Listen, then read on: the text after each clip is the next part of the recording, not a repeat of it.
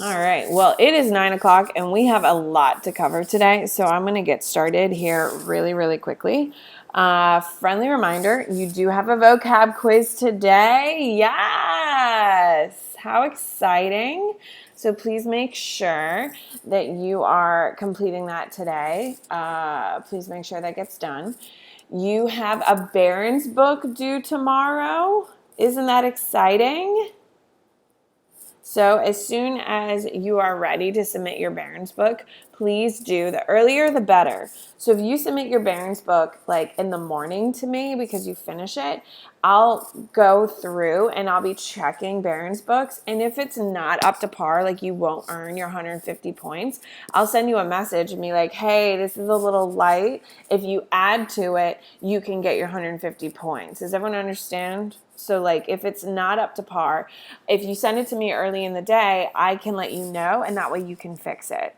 So if you send it to me at like 11 o'clock at night, I may be up. I'm not going to lie. I might be. But you're not going to have a ton of time to fix it. So the earlier part of the day, I'll definitely be online all day tomorrow checking and checking and checking. So if you send it to me earlier in the day, I'll be happy to check it and say, hey, great job, 150 out of 150, or hey, you're a little light. You should add some more. And that way you can fix it by the midnight deadline. So the earlier you submit, the better it is. Everyone good on that? So that's due tomorrow. It's worth 150 points. That's a ton of points. So you need to be earning those points. So hopefully you've been putting in the time. Are we loving our Barron's book or are we hating on it? I see you, Daniel. Hopefully you see that the Barron's book is a really great review. It is nice to kind of go through. It's not nice, let's be honest, but it is a really good review. Would you at least agree with that? Yeah, all right. Well, that's the point. Yeah, what's up, Joey? Right now on Etsy, I think it says that the Barron's book is due tonight at midnight. Is that what you meant? No, it should be tomorrow. At 12 a.m., which is tonight. No, it should be tomorrow. I will fix that. Thank you, Joey. You were on it, man. I appreciate it. No, it should be tomorrow. Yeah, no. Yeah, it should always be on the same day as your test because you should be finishing your Barron's book and then taking a test. So, yeah. So I don't know what's happening there. I will fix that as soon as we get off. So thank you for the heads up. But yes, so your Barron's book is due to me by midnight tomorrow. So please make sure you have that done by midnight tomorrow. It is 150 points. The earlier you submit in the day, the more I can give you some feedback so you can fix it. So if it is a problem, you can get those 150 points. Tomorrow you do have a 35 question test, all AP questions. It is going to be a picture of an actual test that you would have seen in my class, and then you go through on what I'm going to suggest is you take out a sheet of paper, write numbers 1 through 35, and as you see the picture of the actual test sheet, you begin answering the questions, and then you go back into the actual multiple choice, and for question 1, you answer 1, for question 2, you answer 2, and we'll kind of go over that tomorrow. So tomorrow, I'm going to host a 15-minute Zoom meeting if you're interested. You don't have to, but I'm going to really go over the formatting of the test so you can check, so I have a little bit more background information on the test before you get going and actually take it. So if you want to join me at 9 a.m., I'm hosting literally a 15-minute meeting, just talking about the test, making sure everyone's good to go about the formatting of the test, but that's what's happening tomorrow. So, what's up, JP? Tomorrow, like the time period they're able to take the test is going to be from All day. 12, right? Yep. You have all day to do it.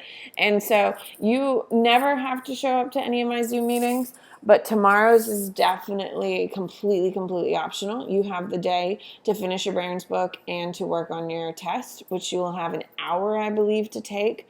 And then after that, every test will be 45 minutes. But because it's the first one and kind of getting you used to the style of test, that's why it's going to be an hour, and then I'll shift to 45 minutes. So I'm going to go over a lot more of the test information tomorrow. I'm going to pull it up so you can kind of see what it looks like before you get in there, because it's going to be the same exact format for every test going forward. So 35 questions, picture of the test.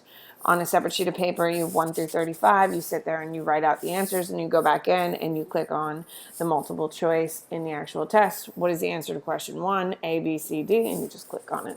Okay. So tomorrow your Barron's book is due. What you're going to do, and I'm going to kind of demonstrate it for you for a second. So give me just a second. So tomorrow your Barron's book is due. We've already kind of talked about it. The earlier in the day you do it, the more likely the more opportunities you will have to resubmit if it's not up to par. So if that is the best option. So I'm not saying you need to submit it by 9 a.m., but I will be on Edsby all day, just trying to put grades in. Now, every single time that you send me a Barron's book, you may just see the grade change in your grade book. Does that make sense? So I may not respond 150, 150 in the email, but you will see it on Edsby. Is everyone clear on that? So keep an eye on Edsby. If you're not going to get 150 points, I am going to write you a little message. Does that make sense? Do we understand the difference between the two? Hello? So if you get a message back from me, it's because you're not getting all your points, and I'm going to tell you why and give you an opportunity to fix it before going forward. Is everyone clear on that? So if you don't hear anything from me, you probably got 150, and you're going to see that the grades are going to go in throughout tomorrow. So how do I want you to record is I essentially, believe me, and I'm not trying to be condescending because you people know technology way better than I do. So essentially what I want you to do is I want you to go to the very last page. I know this is not your Barron's book. This is a different book. Go to the last page of it, and then what you do is you take your phone, and I just want you to slowly capture, like I'm doing with my Elmo, every page. So the most important thing that I need to see is the columns. Does that make sense? Because that's the biggest pain, is the actual handwriting in the columns. Can we agree? So what I care the most about is seeing the columns. So holding it just like this and flipping the pages as you go is all I need. Okay, so start at the back and work your way forward. If you cut out too many pages, I'm going to call you out and be like, hey, I can't see most of the pages. Zoom out a little bit. So I'm trying to hold you guys accountable. I'm going to try to be as fair as possible. I am not trying to have a gotcha moment. I'm not trying to make your life harder. That's not what I want, because, you know, this isn't easy for me over here either. But I just want, so there are 2 requirements for your Barron's book submission. You need to show me a quick view of your face, and then show your book, because I'm not posting these places. No one else is going to see your face, so don't worry about how attractive or unattractive you look. I just need to make sure it's your book. So by showing me a quick glimpse of your face and showing me your book, that's all I need. No one's ever going to see these videos, people. They're going to die in my Edsby mailbox or in my Instagram account. So, and then I need to really see the columns of your book. Now, as I get submissions in tomorrow specifically, I will then be posting photos, not of the people's faces. I won't tell you whose books they are, but I'll be showing you pictures of what these books are starting to look like coming in, so that way you have an idea of what these pages should look like. Does that sound good to you? So you can see some real examples in real time. So if you're done, you can submit your books to me now. I'll be happy to change your grade on Edsby. You'll see your grade will go up significantly, because 150 points is a ton. I will tell you, losing 150 points is going to kill you. I will warn you, and I have been consistently warning you of that. So please make sure you are heeding my warning. So just to summarize, tomorrow you have a 35 question test. I am hosting a 15-minute Zoom meeting tomorrow about the test and the testing format. So if you'd like to attend, please feel free. If you don't want to attend, don't care. Tomorrow, you have a 35-question test. It is due by midnight. You also have a Barron's book due tomorrow. It is also due by midnight tomorrow. So you are video recording just this quick photo of your face so I can make sure it's your book, and then you're going to just show me your pages, flipping through your book so I can see. If you skip too many pages, I will call you out and say, hey, I need to see, re-record a video. There's too many pages missing. Okay, but I don't need every single paper totally scanned in. Does that make sense? So we're going like in the middle. I need to see most of it. I don't need to see every single page in incredible detail. Everyone feel okay about Barron's book submissions? So you're recording a video and you can either post it to my Instagram or you can post it to my Edsby. It's whatever you feel more comfortable doing and whatever you think is easier. Everyone okay? Perfect. All right. So that's tomorrow. So I will have a meeting tomorrow morning at 9 o'clock to talk about your test. And that's strictly formatting. I'm not reviewing. I'm not doing anything of that. Just making sure everyone feels pretty comfortable going into tomorrow's test. Another thing, ladies and gentlemen, I don't have that many, but I keep getting emails from, probably like 6 or 8, which out of, 92 of you, I'm pretty good about. Guys, if you're taking a vocab test and the vocab thing kind of glips a little bit, but you got like a 9 out of 10, can we just leave it alone? Yes? Like a 9 is still an A. Can we agree? And if you haven't looked at your scores on Edsby, you're all sitting at like 99s and stuff like that. It's going to fall tomorrow. I'm telling you, your grades are going to start falling tomorrow just because the Barron's book is going to hit some of you pretty hard, as well as the test is going to be a hard test. Your grades are not going to be hundreds starting tomorrow. But like if you have an error on a test and it doesn't give you credit for one question, can we just kind of leave it? Because it's like a huge ordeal to fix it. Now, if you're taking a vocab quiz and the whole thing shuts down and you're sitting at like a 7 or lower, then we'll absolutely fix it. Do we see the difference between a 7 and a 9? Hello? Yes. So if it glitches and there's one question that you're missing, I'm sorry, but it's like such a huge ordeal and it's still an A. Can we agree? Now, if it is lower than that, we'll deal with it. But if it's a 90 or higher, just kind of walk away, guys. Because I have a lot of you that something glitches or something happens. Like yesterday, I had like 7 of you. And like you still have a 90 or 100% in the class. Like, guys, please. I'd really like love to make sure everything is perfect. But like, help a girl out. Yeah? Yeah?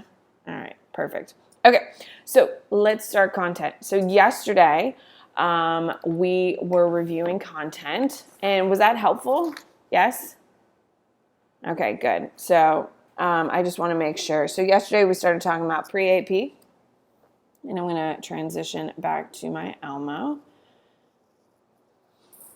So yesterday we started talking about pre-AP. We talked about the foundations of our major religions. We talked about major civilizations between 600 BCE to 600 CE, like the Gupta, Mauryan, Qin, Han. We talked about the Romans. Okay, we even started 1200, where we got to our Islamic empires. We got feudalism, the Carolinians. We even got to Africa, where we talked about Kingdom of Aksum, Ghana, Malay, Songhai. And then we left off at the Aztecs and the Incans. Well, today, what we're going to focus on is we're going to finish our empires, and then we're going to talk about major events that have occurred. So let's get to it. So let's start in South Asia with the Sultanate of Delhi. So what major country today is located in South Asia? Yeah, India. So the Sultanate of Delhi. And what makes the Sultanate of Delhi special?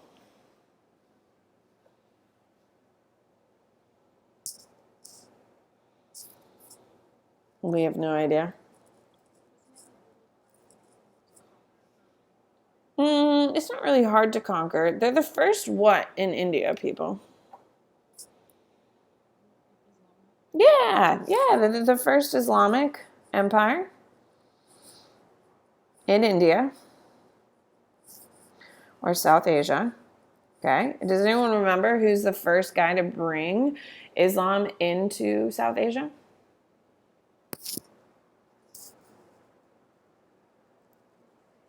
Oh no, guys. Oh no. Starts with an M.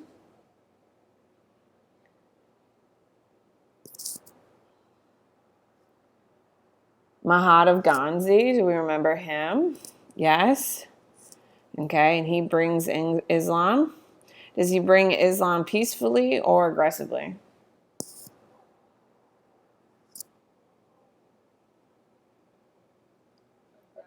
Yes, he brings it by force, and he burns temples. Okay, replaces with mosques. Okay, so he's the first guy to come into India who is Islamic. Okay, he brings Islam by force, and that's important for you to know. So the Sultanate of Delhi is the first empire. They're a trading empire, of course. Are they getting along with their neighbors, or are they feuding with their neighbors?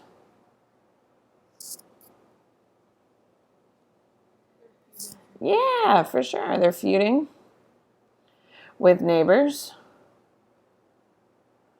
Okay. Kingdom of Vijayanjar attempts to be friends.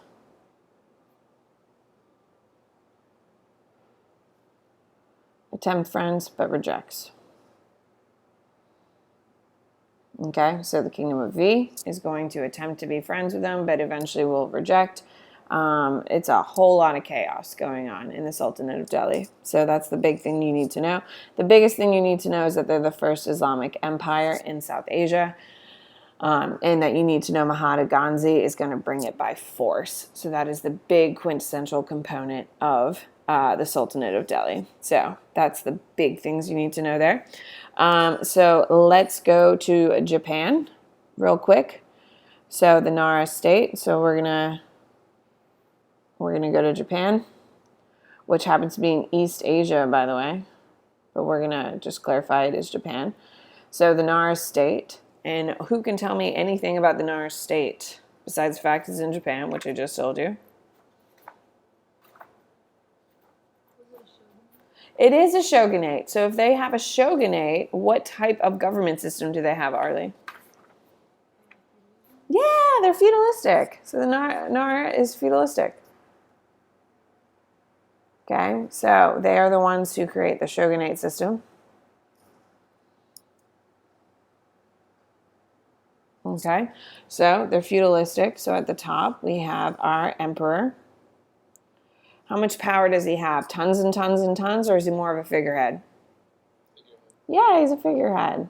So technically he has power. He's quasi-divine. Okay, so he has some power. Okay, so he's quasi-divine, which means he's kind of a god, kind of not. Okay, so you have the emperor, then you have the shoguns. Now, who has all the power in this, ladies and gentlemen? No, the shoguns have it. Daimyo are going to be your all the power. Okay, the daimyo are going to have a lot of power. Don't get me wrong, but they're not going to have like the most of the most. It's the shoguns that are going to have it, and they're going to have the regional power, which is a huge deal. So their big thing is their regional components, as I just do. So they're the regional power. I just want to make sure. So shoguns, and then you have the daimyo. Daimyo. Okay, and they are going to have. They are your warlords. They are your warlords who are in charge of your samurai. And they are, of course, your fighting force. Okay, so they are going to be in charge of peasants. They're going to be on top of peasants. So here's your social order. Okay, so this whole thing is all about rights and obligations. Same thing like in Europe. It's all based on rights and obligations. And what is the code? So in Europe, we have the code of chivalry, which is the belief that women should be protected and that God and all that stuff. What is it in Japan? It starts with a B. Yeah, the Bushido. Okay. The code of the Bushido is similar to chivalry. Okay. But it's all about courage and bravery. All right. So, it is going to be now another major difference between feudalism and all of this is that you do need to know that women have higher regard in Japan.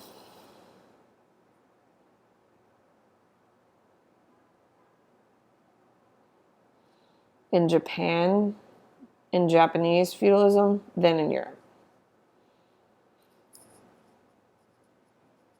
Okay. In Europe, essentially, they're supposed to be these pretty little dolls. They're supposed to be just taken care of, and they're just supposed to be perfect and beautiful and all that stuff. But it is in fact, Japan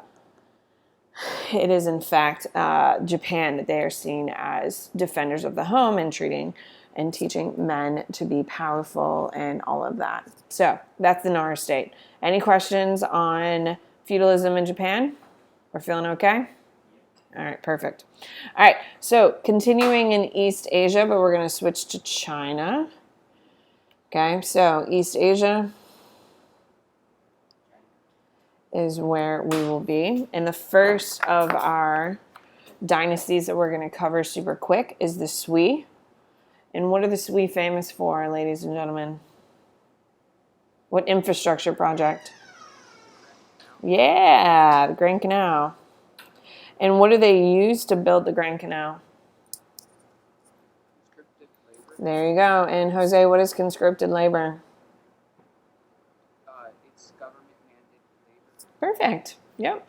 Okay, so they're forced labor. It's essentially your taxes. So essentially, instead of me writing a check, I would have to go dig a ditch. Okay. Are they in power for a long time, or are they kicked out of power? Kicked out of power. Yeah, short power time. Short power time. That makes like no sense. Power. Short amount. Let me try this again. Not in power long. In power long.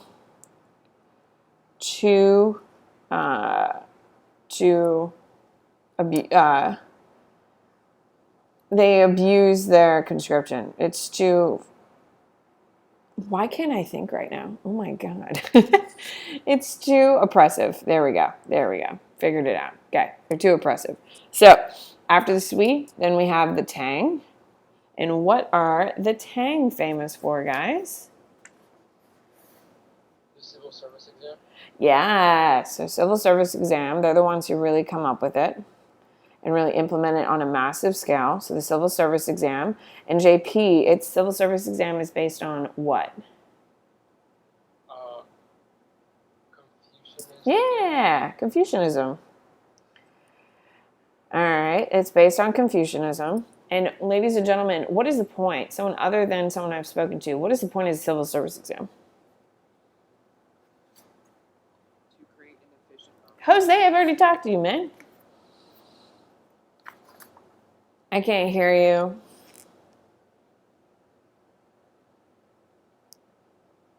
Katarina, can you get closer to your computer?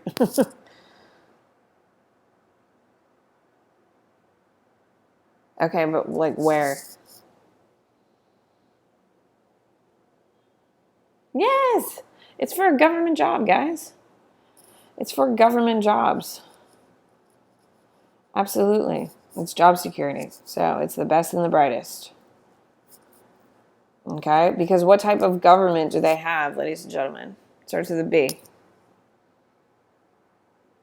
bureaucracy. Thank you, JP. I've already talked to you, man. Bureaucracy, absolutely. So it's for government jobs, it takes the best and the brightest, and it's a bureaucracy. Now you also need to know that the Tang are also going to have some major cultural Okay, so they're going to be inventing cultural and technology. Okay, so they're going to do the printing press, stuff like that. Okay, so you have the Tang, whose real big thing you need to know is the civil service exam, Confucianism. It's all about government jobs. Then you have the Song, and they are the cultural heartbeat of China. Okay, and they will be mimicked by what future?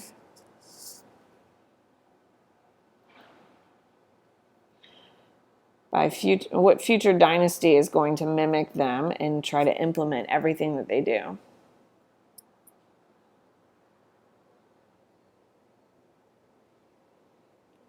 Ming, absolutely. The Ming is going to mimic them completely, so you should know that. Okay, so for the Song, they're going to just be the cultural heartbeat. And what is one of the major cultural things that they implement that is just horrific for women? Yeah, foot binding is like their big thing. So foot binding is really going to come about during the Song dynasty. Okay, and that shows that their oppression and all that stuff. They are all about culture. They are culture. So, because they're all about culture, guess who comes in and knocks them out of power?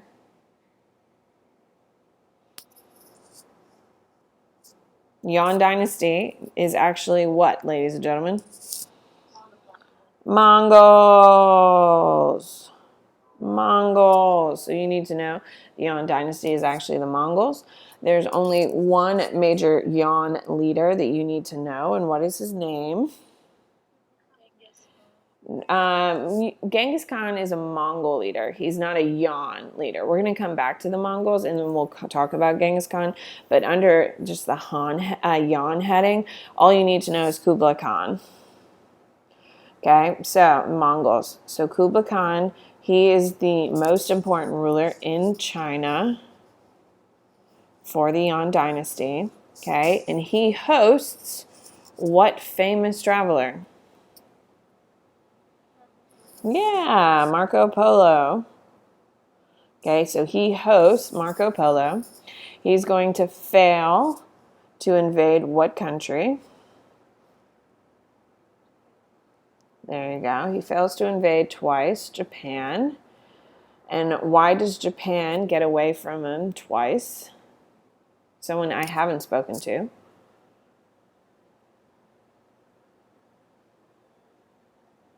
Typhoons, yeah. Typhoons. Okay, saved Japan.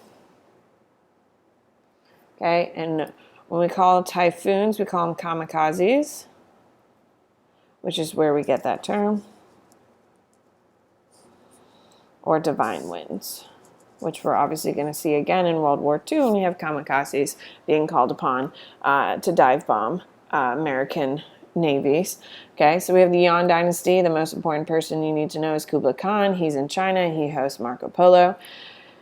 Okay, you need to know that he is going to be, that they hate, the Mongols hate who, ladies and gentlemen? Who do they hate more than anything? The Chinese. Yes, they absolutely hate the Chinese. And why is that funny? Why is that strange?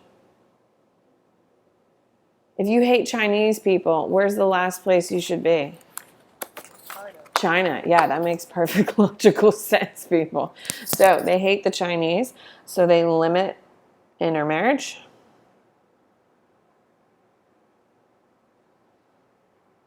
Okay, they limit intermarriage and use of Mongolian language.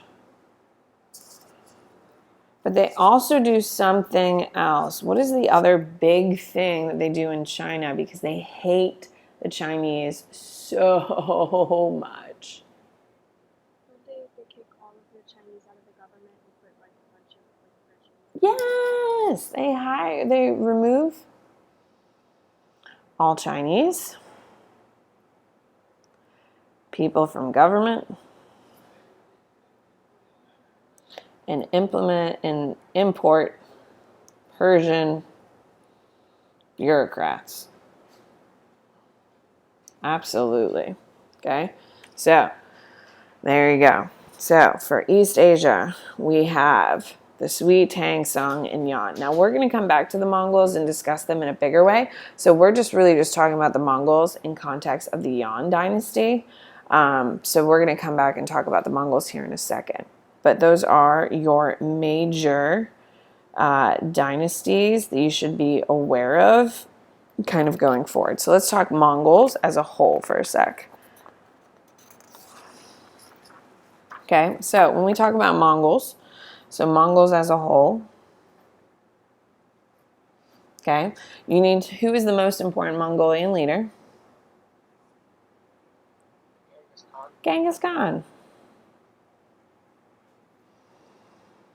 Okay, so Genghis Khan is the most important leader. Okay, and he created, what is his big claim to fame? The largest what? He created the largest single man empire. Okay, and he beat who? Who did a pretty good job? Yeah, so Genghis Khan, okay, the most important leader. He created the single largest man empire. Okay, you need to know that they have 4 Ikhanates. Okay, so Ikhanates. Okay, of course we have the Yan. And where's the Yan, ladies and gentlemen? Hello? China. Okay, when we talk about China, you do need to know Kublai Khan. Kublai Khan, you need to know Marco Polo, which we already talked about. Those are big things you need to know. And failed to get Japan. Okay, you should be aware of Persian bureaucrats.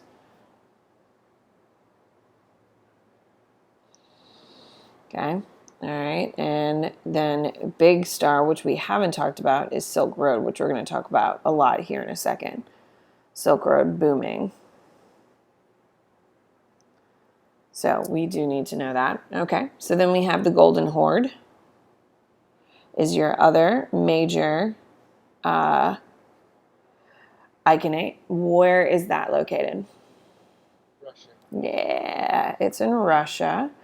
And what is its big claim to fame? Someone I haven't talked to. What do you need to know about the Golden Horde?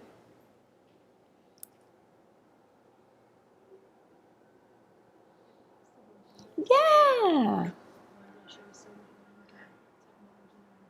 There you go. Held on the longest by the Mongols. Okay. So you need to know it's Russia. You need to know the Golden Horde. It's Russia. It's held on the longest by the Mongols. Okay.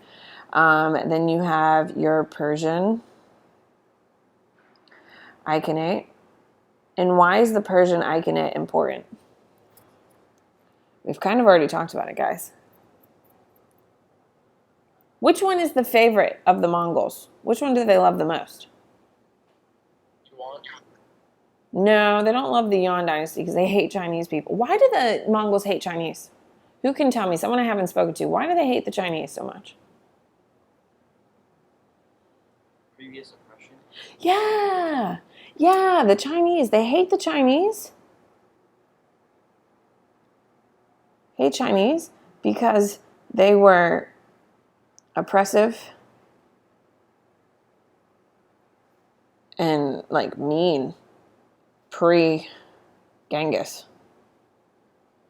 So they see it as a justification for hating on them and doing terrible things. So the Yuan dynasty is held because of how much money it makes. The Yuan dynasty just makes crazy money. Okay, that's why they tolerate it. Okay, it is the Persian Iconate that they love. They love the Persian Iconate because of its culture, but also because of its what? So they love it so much they import it, people.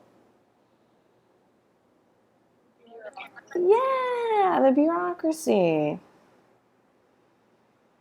Their bureaucracy. They love their government structure. Okay? They love it. Now, so there's another fourth one, and then you have like Central Asian iconate. Okay, and this is like the traditional traditional Mongolian, and it just facilitates trade. Okay, so those are your 4 major iconates.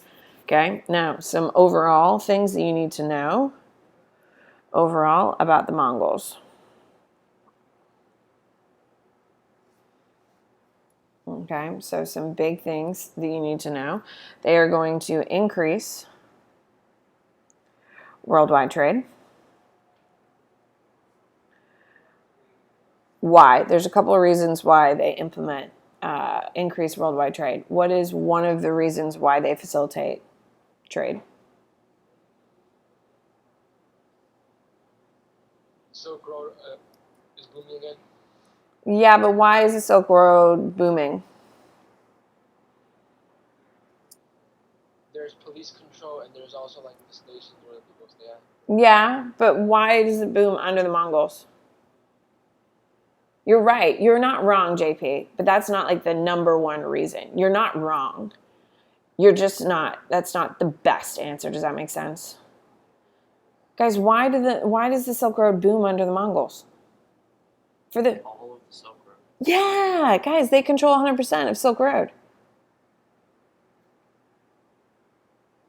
So it's unified.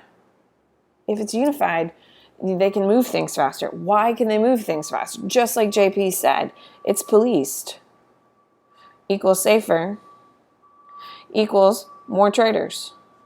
So we have more people actually on the road. We're going to have rest stops, which equals faster traders. Okay? So faster trading, which is a huge deal. Another major component is no tariffs. Okay, so no tariffs mean you don't have to pay every time things move through, which is a big deal. So overall, they're going to increase worldwide trade. Because of increased worldwide trade, what is a huge consequence? Black Death. Yeah. Huge consequence is the Black Death / plague spreads very quickly. Okay, so because of increased worldwide trade, we have consequences, Black Death, and this will wipe out Mongol control.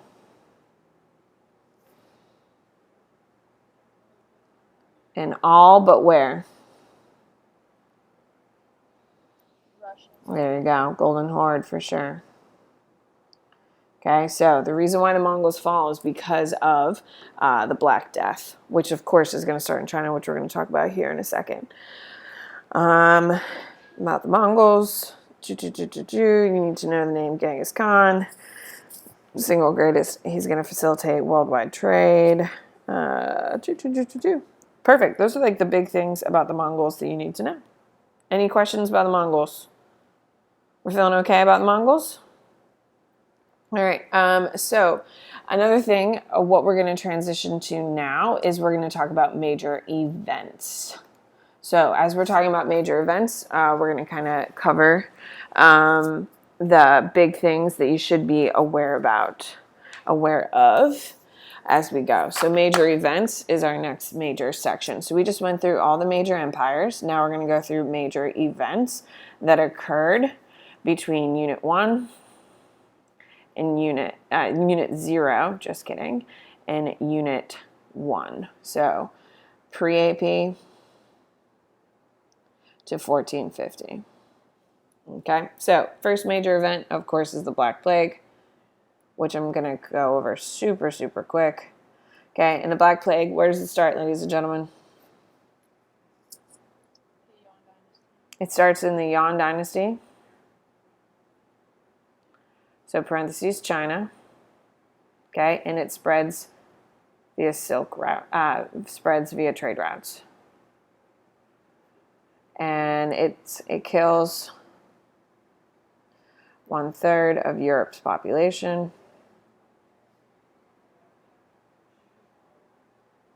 And it ends what thing in Europe? Feudalism. Yes, it ends feudalism. How does the Black Plague that starts in China end feudalism, ladies and gentlemen? Who? Someone I haven't spoken to.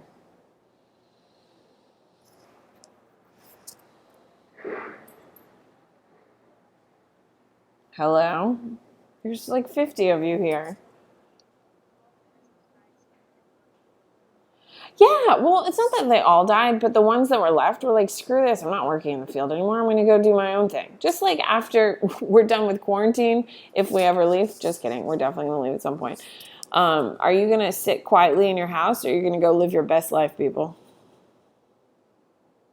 I hope you're going to go live your best life.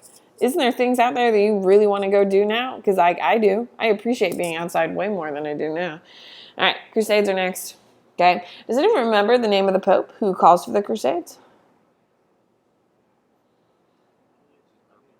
Pope Urban II. There you go. So Pope Urban II starts Crusades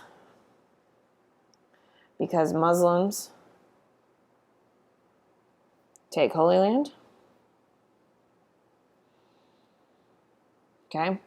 So Pope Urban is the name you need to know to start. So the first crusade is the only successful one for who?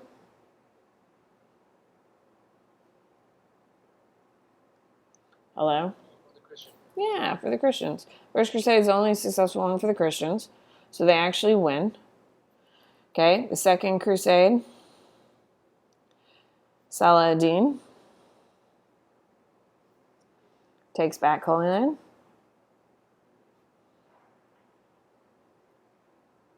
Parentheses, he's a Muslim, in case you didn't know. But under him, he opens Jerusalem to all faiths, which is a big change. Okay? So that's when it falls back under Muslim control, and it never really comes back. You need to know the Fourth Crusade. What is so famous about the Fourth Crusade? Someone I haven't spoken to.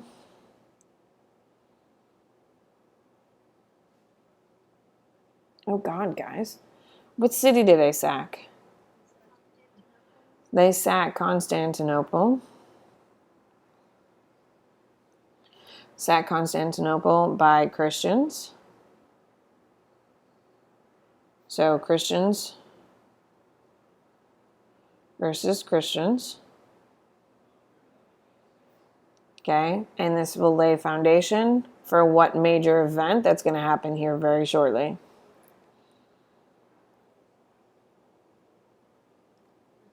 Yeah, iconoclasm / schism. Perfect. Okay, there's 9 total crusades, but we don't really care. There's 9 total crusades, but we don't care about any of the other ones. However, some things you should know about the crusades. Okay, it's going to increase European demands for what? Exported goods. Yeah, for Asian goods. So it's going to increase trade.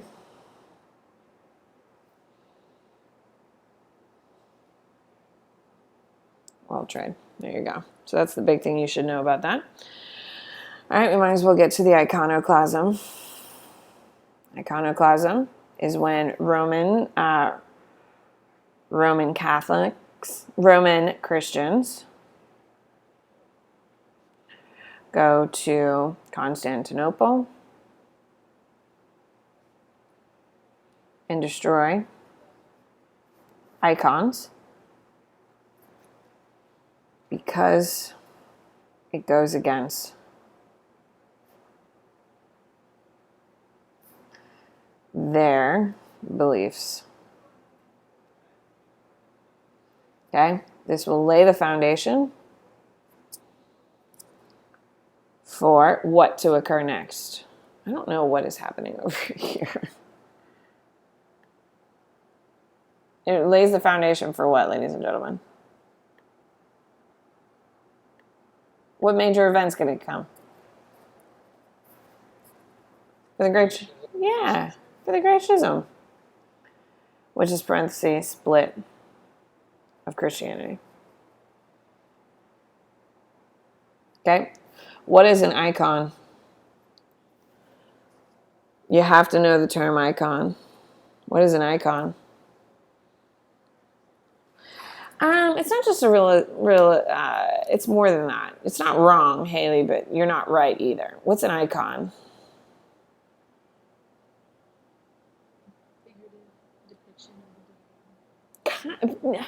Sort of. Like if I walk into a Catholic church right now, I'm going to see pictures of Jesus all over the place. He's not an icon in a Catholic church, but if I went to the Greek Orthodox church and I saw a picture of Jesus, he is an icon. What's the difference? It's like you actually worship it. Yes, yes, yes. It's worshiping images of Jesus / others who are thought to have power. In quotes, power. Okay? Romans hate icons. Constantinople loves them. There you go. So, all right, so we have icons, okay, and then we have the Great Schism. Okay, and this is the official split.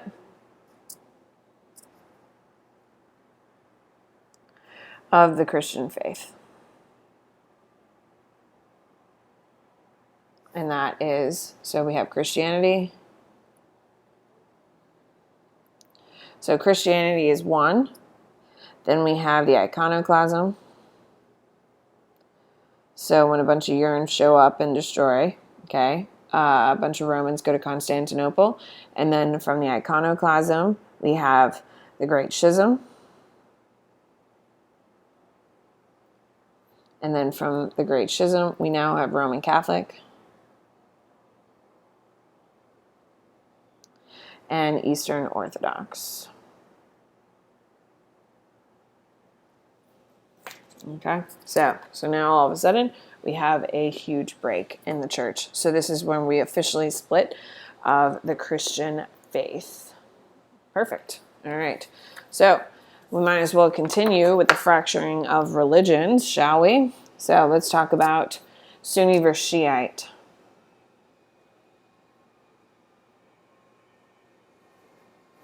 Okay, so Muhammad speaks to Allah in what year? 610. There you go. Muhammad speaks to Allah.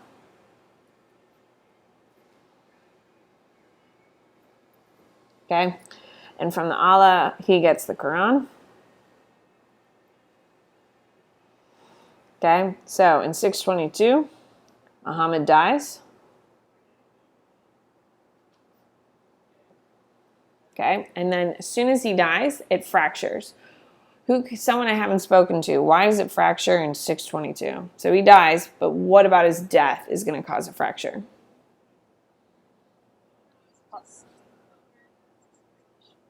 Yeah, he doesn't, and leaves no successor.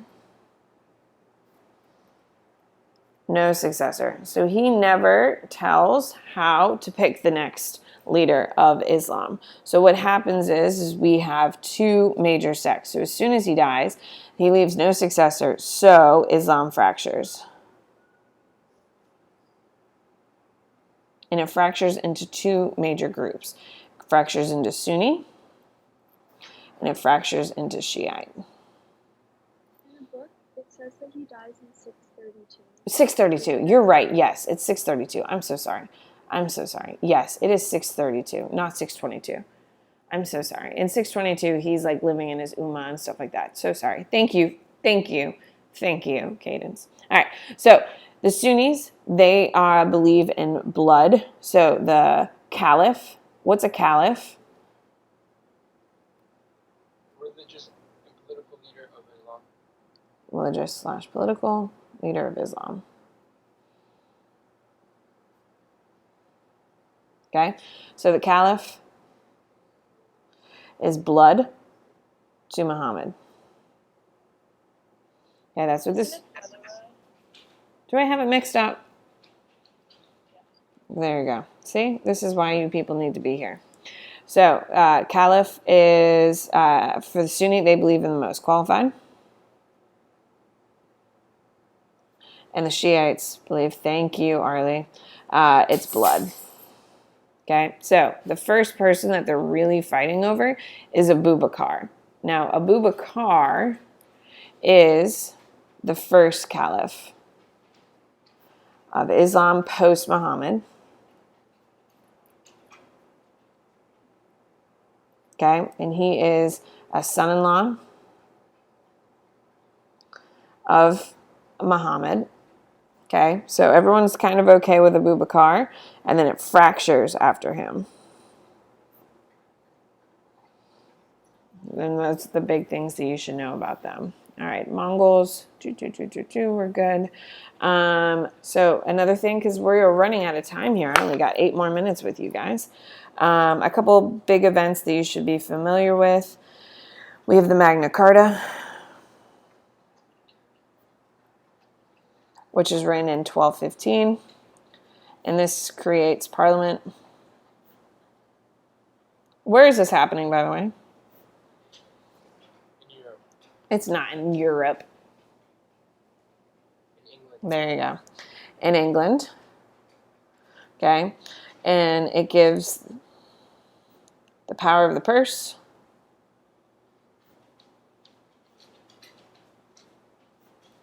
to the people and away from the crown. Okay, so this is the first check in power. So it is the first. Within the quotation marks, I'm sorry? Purse. When I say purse, what does that mean, ladies and gentlemen? Well, it's money. So how do governments make money, people? Taxes. Yeah. So now the king cannot raise taxes. Who raises taxes now in I almost said Europe, JP, damn it. In England. What? Let me try this again. Who is going to increase and levy taxes in England from now on since 1215?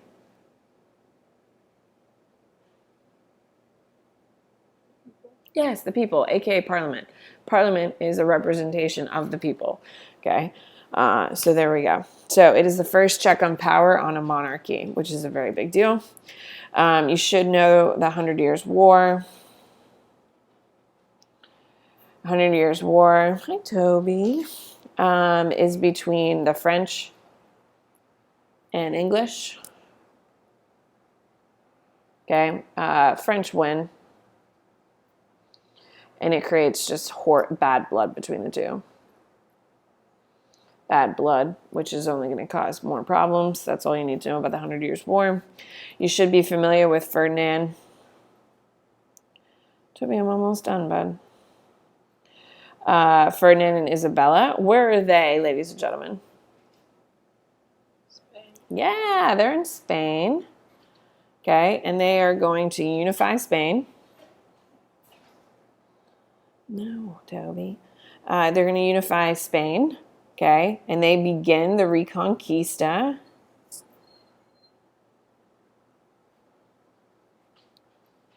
Okay, so the Reconquista is the removal of what people from Spain? The subject Turk. The what? The subject Turks, right? The Muslims. No, it's Muslims. It's the Safavid who are in Spain at that time. So it's the removal of the Muslims from Spain, and it's going to end in what year? Ends with them in 1492, and Ferdinand and Isabella are also going to do what? Who do they send off? Also in 1492. They do Columbus as well. So they're the ones who send Columbus, by the way, so you should be making those connections. They start as well the Spanish Inquisition. Okay, so they start the Spanish Inquisition. And finally, the very last thing we're going to talk about is Russia. Russia will eventually gain its independence. From who? Yuan Dynasty. Yeah, not the Yuan Dynasty. We'll just call them the Mongols. The Mongols/Golden Horde. Okay, and who is their ruling family? Yeah, the Romanovs will rule Russia. Until what year, ladies and gentlemen? 1917, because what happens in 1917?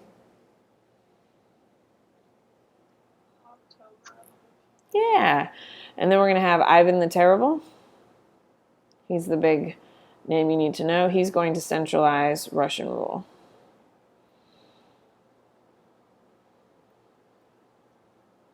Oh, one thing I would like to add to your Mongols notes, if you're making your own hand notes at home, one thing that I would add to the Mongols notes is that they are super decentralized. They are decentralized. They are a decentralized power, and that's a big deal because they're pretty damn effective. All right. Guys, that covers my notes. That's all the things I wanted to talk about. So that's the big stuff. How do we feel? Is that helpful? Yeah? No? Sort of? Maybe? All right. All right. Oh, I want to mention one more dude. One more guy. Who is our other famous oh, man. Shit. Oh, damn it. McCrae. Sorry, I made my notes wet. I put it in McCrae's coffee cup spot, and it's wet. Who's the other major traveler? We have Marco Polo, but who's the other guy? Zheng He. Okay, so Zheng He, he's Ming Dynasty, which is going to come over after the Yuan Dynasty, and technically they're in this time period too. But no. Who's the other major guy? He's a Muslim. The Morocco guy. Yeah.